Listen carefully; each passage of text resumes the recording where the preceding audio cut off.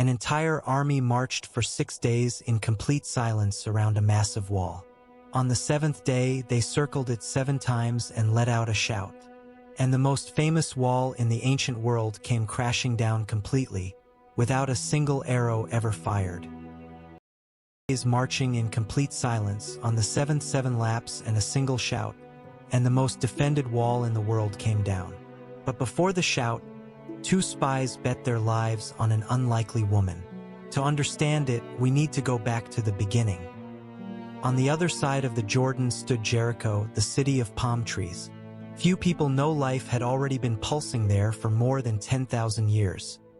One of the oldest walled cities in the world, a fortified oasis in the middle of the desert.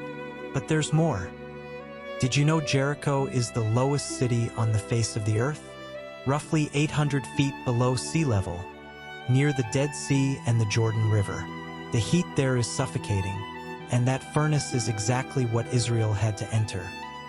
Jericho's defenses seemed impossible to beat.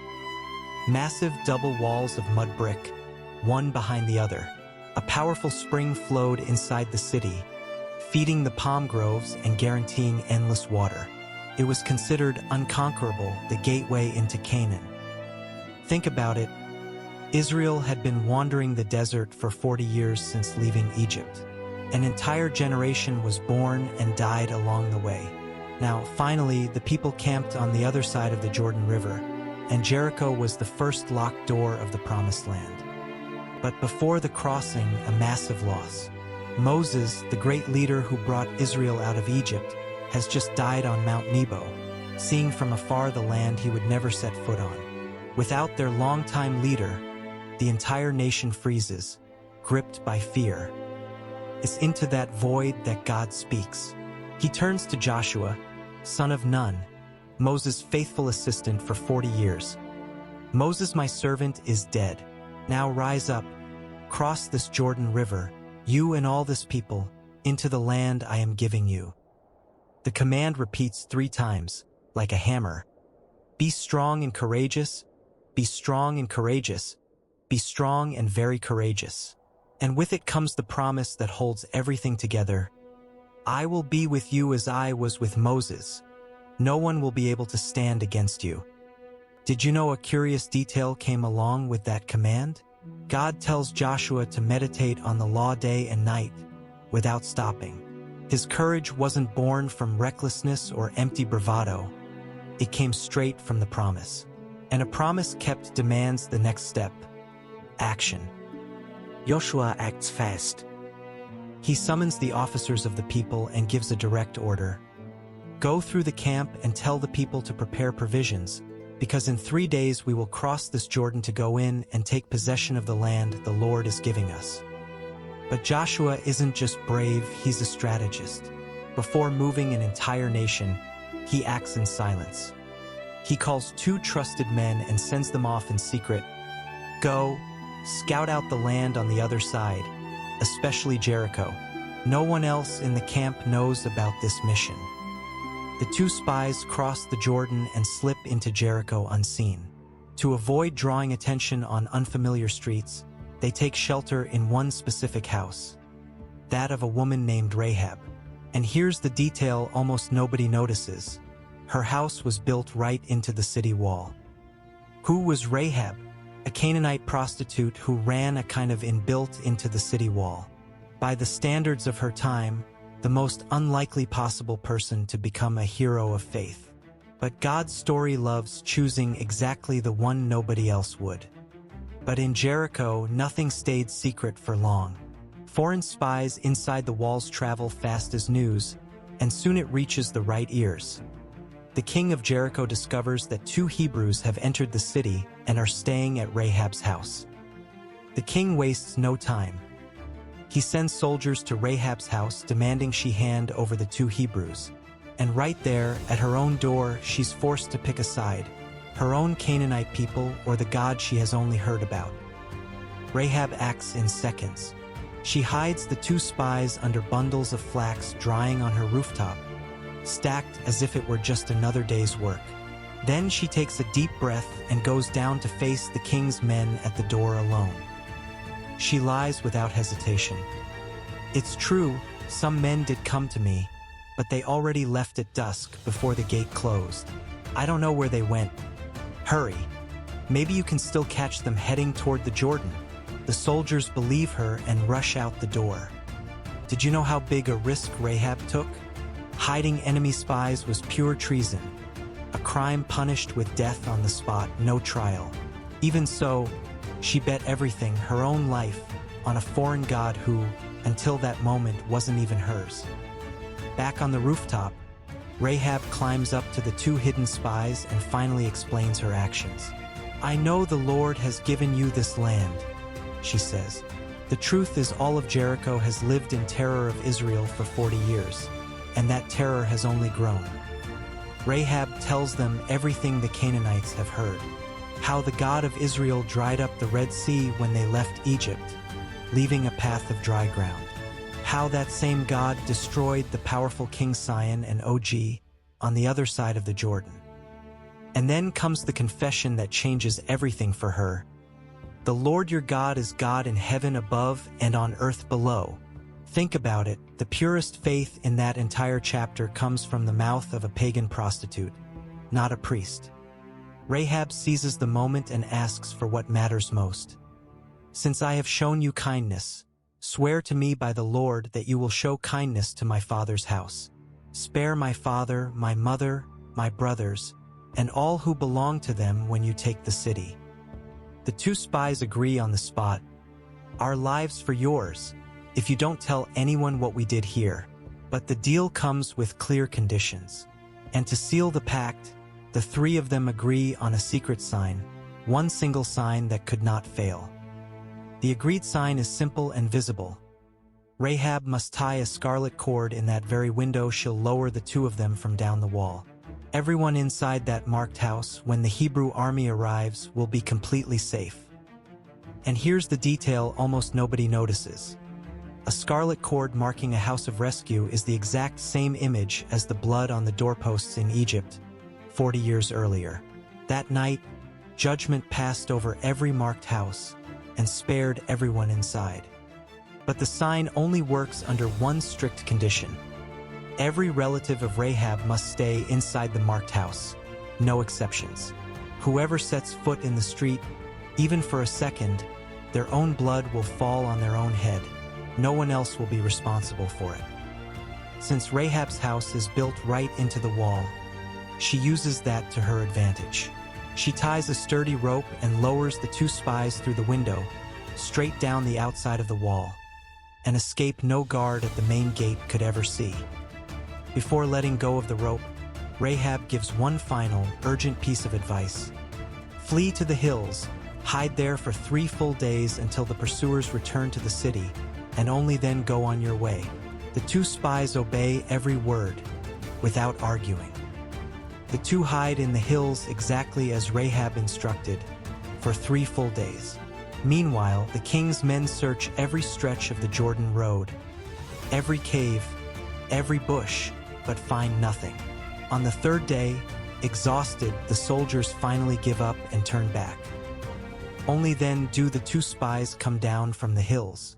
They cross back over the Jordan River, this time without hurry or danger, and walk straight to Israel's camp, where Joshua has been anxiously waiting for days for any news of the secret mission. Their report is electric, almost unbelievable. "It's true. The Lord has given the whole land into our hands." And the most astonishing part, everyone living there is already melting with fear just hearing about us. Joshua listens to every word in silence. Think about the contrast. For 40 years, Israel feared the giants of Canaan, believing they'd never stand a chance against them. Now they discover the hidden truth. Canaan had been afraid of them the whole time. The fear this entire time was on exactly the wrong side of the story. Now Joshua knows 2 things at once. The land is already his by divine promise, and the enemy's courage is already gone. But one final, enormous obstacle still stands between the camp and Jericho: the Jordan River, flooding at full force. The next morning, Joshua puts the entire nation in motion. hundreds of thousands of people with children, animals, and tents. They leave Shittim and march together to the banks of the Jordan River, where they set up camp before the great crossing to come. But there's a massive problem. It's harvest season, and the Jordan overflows every bank, turning into a raging, violent river. No bridges, no boats. And on the other side waits an entire nation with small children and flocks that still need to cross. The officers move through the camp with strange instructions. Keep your eyes on the Ark of the Covenant. When the priests lift it onto their shoulders and start walking, follow behind, but keep a great distance because no one there has ever traveled this path before. Joshua reveals the plan to his officers. The priests will go first, carrying the Ark of the Covenant. The instant their feet touch the edge of the overflowing Jordan, something impossible is about to happen in front of the entire nation. Before taking the first step, Joshua hears the voice of the Lord. Today I will begin to exalt you in the eyes of all Israel, so they know I am with you as I was with Moses. A promise about to be fulfilled in minutes, in front of hundreds of thousands. Joshua gathers the people and commands, "Consecrate yourselves, because tomorrow the Lord will do wonders among you." No one knows exactly what's coming, but the silence beside the swollen Jordan already gives it away. Something enormous is about to begin. The moment arrives. Hebrew priests lift the Ark of the Covenant onto their shoulders and take the first step toward the raging waters of the Jordan. Behind them, the entire nation watches in dead silence, holding its breath, not knowing if they'll cross or drown. The instant the priest's feet touch the water's edge, the impossible happens. The overflowing Jordan simply stops flowing. The violent current freezes in place, as if an invisible hand had shut off a giant faucet. Did you know the miracle happened far upstream? Way up the river, near a city called Adam, the waters of the Jordan piled up into a literal wall. Downstream, the entire riverbed simply dried out, leaving a path of solid ground in the middle of the water.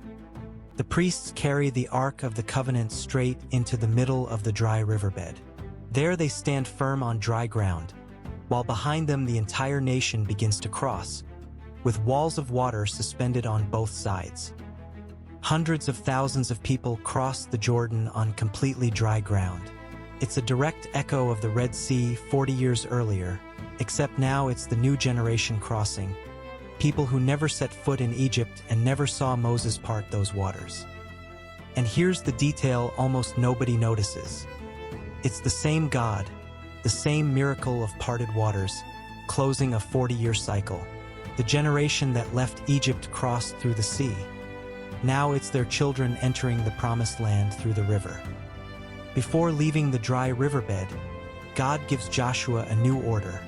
Choose 12 men, one from each tribe of Israel. Each man's mission is simple and heavy. Pull a stone from the exact spot where the priest's feet stood. The 12 heavy stones are carried on their shoulders back to camp and stacked there as a permanent memorial, in a place that will come to be called Gilgal. A pile of stones that, centuries later, will still tell this story to anyone passing by. Joshua explains the purpose. When your children ask in the future, "What do these stones mean?" tell them how the Jordan dried up before the Ark of the Covenant. It's not just a pile of rock. It's a monument built to pass the story down for generations. Only after the last Israelite reaches solid ground do the priests finally carry the Ark of the Covenant up out of the dry riverbed. And the instant their feet touch the bank, the Jordan floods back to full force as if nothing had ever happened. The news spreads fast across the region. Every Canaanite king hears that the Lord dried up the Jordan before Israel, and their hearts melt with fear. There's no courage left to face a people who cross rivers like they're nothing. At Gilgal, before any battle, God gives Joshua a risky order. Circumcise the entire new generation of men. It's the sign of the covenant that had been neglected during the 40 years in the desert, and now it has to be restored before the war begins. Think about it. An entire army, surrounded by enemies, chooses to become vulnerable just to obey God. After the ceremony, the Lord declares, "Today I have rolled away the reproach of Egypt from you." That's why the place is named Gilgal, which means to roll away. On the plains of Jericho, the people celebrate Passover, the same feast that marked the night they left Egypt. Now, at the doorstep of the Promised Land, this new generation relives the ritual their parents celebrated before crossing the Red Sea. The next day, they eat for the first time from the fruit of the land itself: roasted grain, unleavened bread. That same morning, the manna that fell every single day for 40 years simply stops falling. A chapter of Israel's story closes right there. Now comes the real obstacle. Jericho, the walled city, sealed shut, bracing for attack. Joshua walks alone near it, studying the walls, working out a strategy. But before he decides anything, he has an encounter that's about to change his plans completely. Suddenly, Joshua looks up and sees a man standing right in front of him, holding a drawn sword. Without hesitating, Joshua approaches and demands a straight answer. "Are you for us or for our enemies?" The tension is instant. The answer is stunning: neither one. "I have now come as commander of the army of the Lord." Joshua realizes instantly that this is no ordinary soldier, and no Canaanite spy either. This is something far greater standing right in front of him. The moment he understands who's standing before him, Joshua falls face down to the ground in total worship and asks, his voice trembling, "What does my Lord command his servant?" A powerful general bows down like a simple, obedient servant. The order comes straight: "Take off your sandals, for the place where you are standing is holy." Those are the exact same words Moses heard decades earlier, in front of the burning bush. In that instant, Joshua is marked before God as Israel's new leader. But there's more. The true commander of Israel's army was never Joshua. It was the Lord himself all along. Which means one thing is now clear: Jericho isn't going to fall to human strategy, but to a plan only God could design.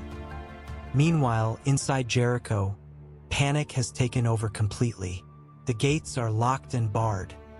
No one goes out, no one comes in because of the Israelites camped on the plains. The entire city is frozen in fear, waiting for an attack that could come at any moment. Think about the real military problem. Israel has no siege towers, no battering rams, no catapults. It's a nomadic people fresh out of the desert, without a single piece of war equipment. By pure logic, this people should have had no way of taking a fortress that size. So God gives Joshua a battle plan so strange that no general in history would ever have come up with it on his own. It's so far outside the norm that when victory comes, no one will be able to credit human strategy, only God. The plan's first instruction: march around the city once, every armed warrior, completely surrounding Jericho. And that same silent march, no shouting, no attack, has to repeat exactly the same way for 6 straight days, no exceptions. And here's the detail that changes everything. 7 priests must carry 7 trumpets made of ram's horn, marching right ahead of the Ark of the Covenant. These aren't weapons, they're not ordinary instruments of war. They're the sound that will set up the final miracle. The order of the procession is strict. An armed guard leads the way, then the 7 priests blowing trumpets, then the Ark of the Covenant, then another guard bringing up the rear. And behind all of it, the rest of the people walk in complete silence, not saying a word. But Joshua imposes one strict rule: do not shout, do not raise your voice, not a single word out of your mouth, until the day I tell you to shout. Only the ram's horn trumpets are allowed to sound. Anyone who disobeys puts the entire plan at risk. But on the 7th day, everything changes. Instead of marching just once like on the previous days, they will circle the city 7 times in a row, without stopping, while the 7 priests blow the ram's horn trumpets non-stop the entire way. And then comes the signal: one long, continuous blast of the ram's horn. At that exact moment, the whole nation will let out a mighty shout. God's promise is direct: The wall will collapse flat, and every man will charge straight in. Day 1. Joshua gives the order and the procession begins. Armed men in front, the 7 priests with trumpets blaring, the golden ark right behind, and a silent crowd closing out the line. They circle Jericho exactly once and head straight back to camp. Now picture the scene from up on the wall. Jericho's watchmen see an entire army marching in dead silence around the city, hearing nothing but strange trumpet blasts.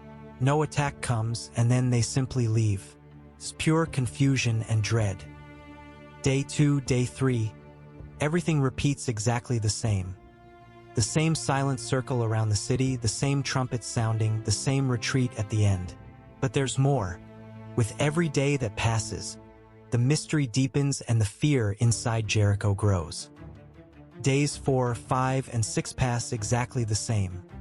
The same circle, the same silence, the same trumpets. 6 days of discipline, an army trusting an order that sounds absurd. But there's more. Tomorrow the 7th day arrives, and nothing will ever be the same. The 7th day arrives. Joshua wakes the camp before dawn, earlier than ever before. Today the march won't stop at just one lap. The army prepares to circle Jericho 7 times straight, with no idea what awaits them at the end. 1, 2, 3 laps around the city. The trumpets of the 7 priests never stop sounding. The people follow in absolute silence, just as ordered, and the tension inside the camp is almost unbearable now, ready to explode at any moment. For 5, 6 full laps, the watchmen atop the wall look on, curious, with no idea this day is different from the other 6. The Hebrews' silent discipline holds firm through 6 entire circuits, and no one in Jericho suspects what's coming next. The 7th lap finally arrives. It's the moment everyone has been waiting for. As they complete the last circuit, the 7 priests raise their ram's horns and sound one long, unbroken blast. Unlike anything heard in the 6 days before, the signal has been given. Joshua takes a deep breath and finally shouts the order he's held back for 7 straight days. Shout, for the Lord has given you the city of Jericho. His voice booms out over the silent crowd, and every eye turns toward him. And then it happens. Hundreds of thousands of voices explode together, all at once, into a single deafening roar rising from the plain. After 7 days of deadly silence, Israel's shout is finally unleashed, and it shakes the air over all of Jericho. And the impossible happens right before their eyes. Jericho's double walls begin to shake, crack from end to end, and collapse flat to the ground in a storm of dust and stone. No battering ram ever touched those stones, only a shout and the sound of a trumpet. Did you know the original text says the wall fell down flat? That means it collapsed horizontally, forming a ramp of rubble, so the entire army could climb straight up and over, storming into the city from every side at once. The Hebrew warriors surge over the fallen walls and take the city within minutes. The fortress no army had ever managed to breach fell without a single battering ram, brought down by a shout of faith and the sound of 7 rams' horn trumpets. But in the middle of the battle's chaos, Joshua remembers a promise made on a rooftop days earlier. He turns to the 2 spies and orders, "Go to the woman's house, the prostitute, and bring her out with everyone who belongs to her, just as you swore." And there it is, one stretch of wall still standing amid total ruin. A house marked by a scarlet cord tied in the window, exactly as Rahab left it. Judgment fell all around it, but not on it. The promise was remembered. The 2 spies enter the house and bring Rahab out, along with her father, mother, brothers, and everyone who was with her. The whole family is escorted safely out of the burning city to a safe place outside the camp. And here's the detail almost nobody notices. Only what the scarlet cord marked survived the destruction. It's the same principle as the blood on the doorposts in Egypt. The visible mark of faith is the exact line between judgment and rescue. The rest of Jericho is marked for total destruction. The city is burned with fire, exactly as Joshua commanded. It's the first conquest in the Promised Land, the first fruits of Canaan handed over entirely to God, with no one keeping anything for themselves.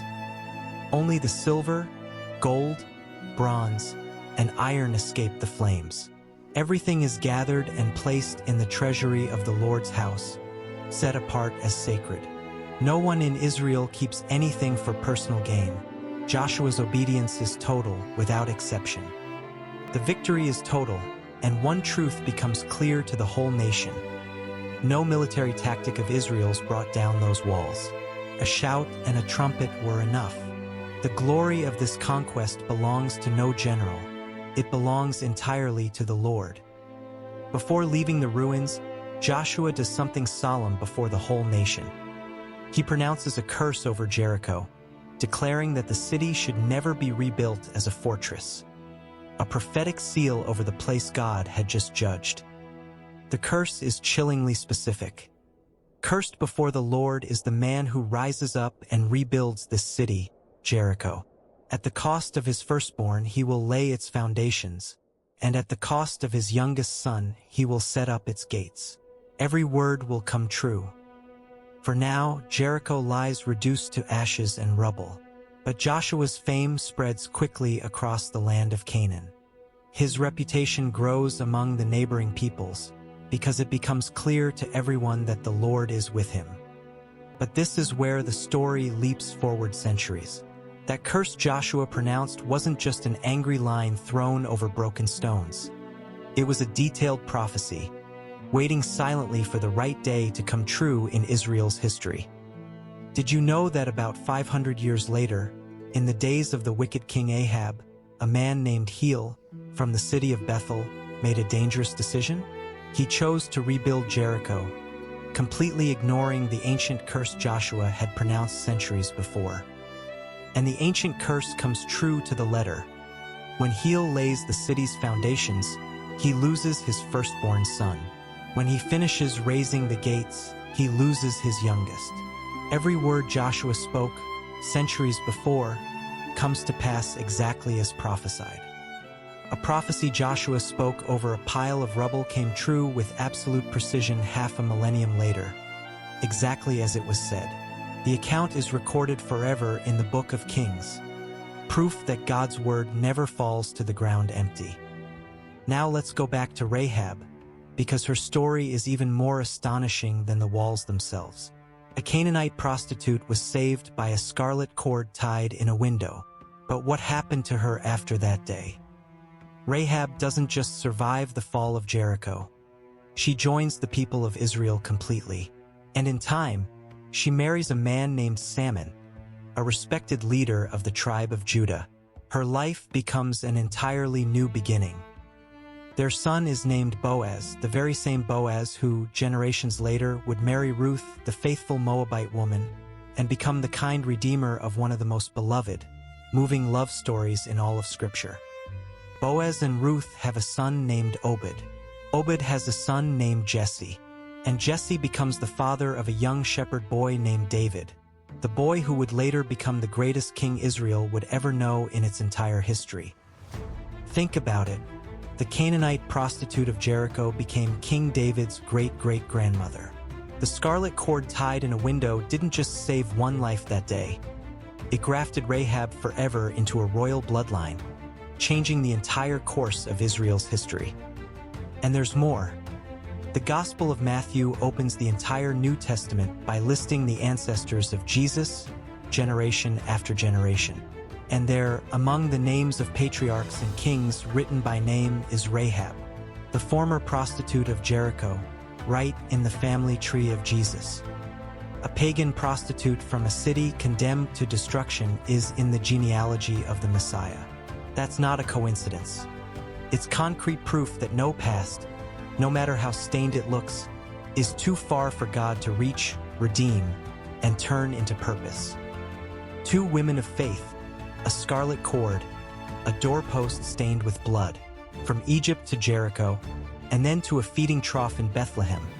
The same thread of rescue runs through the whole story, stitching promise, blood, and grace together across the centuries. Now step back and look at the two kinds of faith revealed in this episode. Israel's faith was obeying an order that made no military sense at all. Just march in silence for 6 days and shout on the seventh, trusting blindly in God's word.